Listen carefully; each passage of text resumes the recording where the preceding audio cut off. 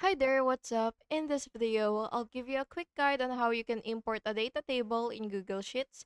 So the first thing that you will have to do is open your Google Sheets file, and once you've opened it, you will just have to go to the file section, which is on your top left of the screen. So what you will have to do is just click that, and then you will look for the import feature. So go ahead and click that as well.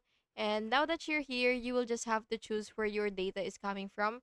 So it could be from your Google Drive, from shared with me, from your recent, or you could also upload a file if you want, and then you will just have to select the file, which is either CSV, Excel, or another sheet, and then you will just have to choose how you can import it, which is either insert new sheet, replace data, append data, and then after that you will just have to click save or click import data, and then that's basically just how you do it. I hope you found this video helpful, and if you did, please make sure to like and subscribe for more videos like this. Thank you and have an awesome day.